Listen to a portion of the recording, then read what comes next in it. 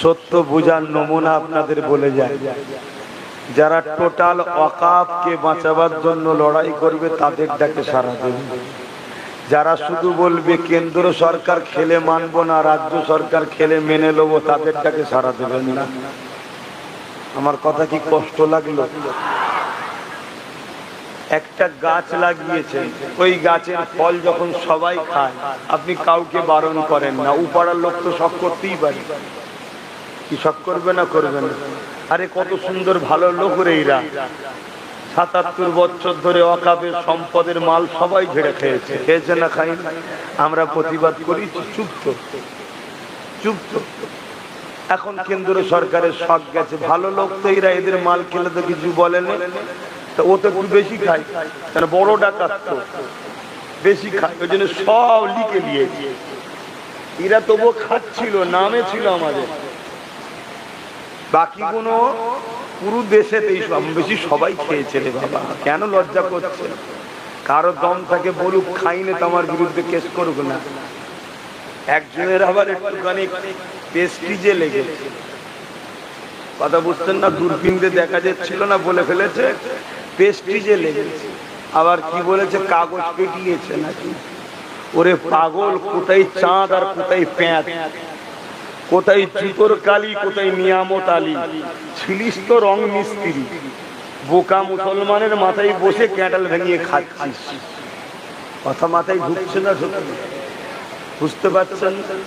হ্যাঁ, বেশি কিছু বললে যদি আবার লোক এসে তালাশ করে, ওই জন্য বলেনি, চুপ করে বসেছিল।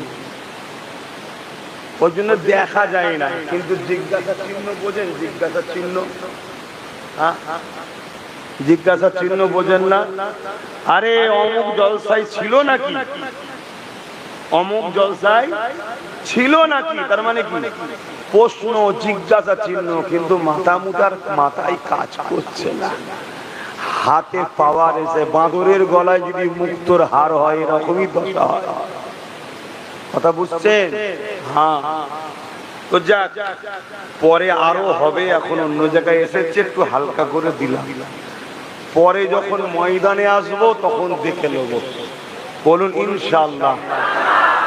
এখন বেশি কিছু বলছি না, তবে এতটুকু বলবো, যারা সত্যি ওয়াকাফের জন্য ডাকবে আপনারা সাথ দেবেন, কিন্তু একটু দেখে নেবেন। কেন বিগত দিন ওয়াকাফের জন্য ডেকেছিল কলকাতায়, বিশাল বিশাল মিটিং, ফটোতে দেখি ও বাবা স্টেজে বসে আছে সব ওয়াকাফ। হ্যাঁ বা, যারা আন্দোলন করছে তাদের মধ্যেই অনেকে এই বাংলাতে ওয়াকাফের মাল ঝেড়ে বসে আছে, ওয়াকাফের জায়গা ঝেড়ে বসে আছে। তাহলে কি নাটক হচ্ছে না? তো যাক, আমি ফিরে যাই, কিন্তু দুঃখ ভাই, দুঃখ এই সমাজের বড় একটা অংশ, আলেম ওলামা ইমাম, বড় একটা অংশ, সবাই নয়, তারা বেঈমানের পা চাটতে পছন্দ করলো, নিজের ঘরের সন্তানের পাশে দাঁড়াতে পছন্দ করলো না। আজকে যদি ইমানদার 20-30 থাকতো, ফাইটটা হতো না? হতো। আপনাদের কি মনে হয়? ওই যে আমার একটা ভাই কাগজ ছিঁড়ে পেরে মাথায় হাত দিয়ে মনে দুঃখ করে বসছিল না, ওই রকম যদি ইমানদার 30 থাকতো, ও 500-600 থাকলেও কোনো সমস্যা নেই। কি সমস্যা আছে মনে হয়? কেন ইমানদারের পাওয়ারই আলাদা। যেমন আপনাদের ঘরের একটা ছেলে পুরো বাংলাতে একাই যথেষ্ট, দেখছেন না? কেন ইমানদার তাই। কিন্তু আমার কওমের বড় একটা অংশ বুঝলো না। এবারে কি হবে? আইন বেরোলো 2 তারিখে, এখনো রাষ্ট্রপতি সই করেনি, তার আগেই উত্তরপ্রদেশে 300 বছরের পুরাতন কবরকে বোলডুজার দিয়ে ভেঙে 60 বিঘে জমি দখল করে নিল। কি হবে? যাও, আমি তো হুজুর আর কিছু বলবো না, আমি তো ফু দেবো। বাবা হুজুর মানুষ, ফু দিলে সব হয়? কথা বলেন। তাই তো আমি বুঝিয়েছিলাম, ফু নাই আমি দিচ্ছি, কিন্তু আমার ভাইদের মধ্যে কিছু লোককে ওখানে পাঠা, এই জন্যই তো বলেছিলাম। কিন্তু বুঝলো কই, বুঝলো কই? যাক, দেরি হলো, অনেকের ঘুম ভেঙেছে, কিন্তু আমার ভয় হচ্ছে আবার ঘুরে ঘুমিয়ে পড়বে না তো, আবার শুয়ে পড়বে না তো? এটাই ভয় লাগছে। কেন বাড়ি বাড়ি এখন এসিও দিতে পারে, খাদার এসিতে ঠান্ডায় ঘুমো, এদিকে তাকাবি না। যা লাগবে বল দিচ্ছি, যা লাগবে বল দিচ্ছি, চেয়ার চাইবি না।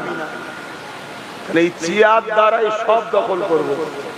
কয়েক লক্ষ কোটি টাকা সম্পদ দখল করলি, কয়েক লক্ষ কোটি টাকার সম্পদ।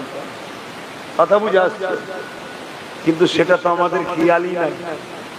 আমরা অনেকে জানি না ওয়াকফটা কি। এবং আমার হিন্দু ভাইদের মধ্যে বড় একটা অংশ তিনারাও জানে না যে তিনাদেরও একটা সম্পদ আছে, যে সম্পদ বেদখল হয়ে আছে, তিনারাও জানে না। যেমন 2023 সালে জল জঙ্গল বলে একটা সম্পদ আছে, যেটা আদিবাসী ভাইদের, আদিবাসী ভাইদের বসবাস কোথায় সব জানেন তো নাকি? কখনো এখানে তারা খাচ্ছে, কখনো ওখানে তারা খাচ্ছে, কখনো ওখানে তারা খাচ্ছে। অথচ এ দেশের প্রকৃত মালিক যদি কেউ হয়, তারা হলো আদিবাসী।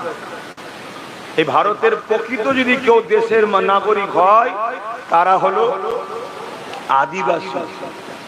যারা আজকে বড় বড় সব পদে বসে চিল্লাচ্ছে, এদেরকে যদি ডিএনএ চেক করা হয়, একটা ভারতের সঙ্গে মিলবে না, কিন্তু আদিবাসী মিলবে। আদিবাসীরা হলো প্রকৃত ভারতের নাগরিক। শুনছেন তো নাকি? তার মানে আদিবাসী, আদি বসবাসকারী। কিন্তু দুঃখের বিষয়, তারা ওই তাদের কেউ বাপ নেই, মানে গার্জেন নেই। নওয়াজবিল্লাহ, ভুল মানে নেবেন না, গার্জেন নেই, অভিভাবক নেই, তাদের কথা বলার কেউ নেই। একজন দুজন যদিও বা ওঠে, হয় ভয় দেখিয়ে নাই, বড় টাকা দেখিয়ে নাই। জল জঙ্গলের সম্পদকে 2023 এনে নিল। সেই সব জঙ্গলকে কেটে বড় বড় কর্পোরেটদের হাতে তুলে দেওয়া হচ্ছে। 2025-এ মুসলমানদের সম্পদ, ওয়াকফ, ইসলামের সম্পদকে তারা লিবার জন্য আইন পাস করে দিল। তা আগামী দিন যে হিন্দু ভাইদের দৌবত্য সম্পত্তি বলে, কি বলে? আপনারা আলোচনা করবেন ভাই ভাই। হিন্দুরা আপনাদের ভাই হয় না? হয় না, হয় না। কোন দিক দিয়ে? বাপ আদম, মা হাওয়া, এই দুজনের সন্তান পৃথিবীর মানুষ সবাই। এদিক দিয়ে আমরা ভাই বোন, সব ভাই ভাই আমরা। তাই বুঝাবেন যে ভাই, এটা শুধু আমাদের মামলা নয়।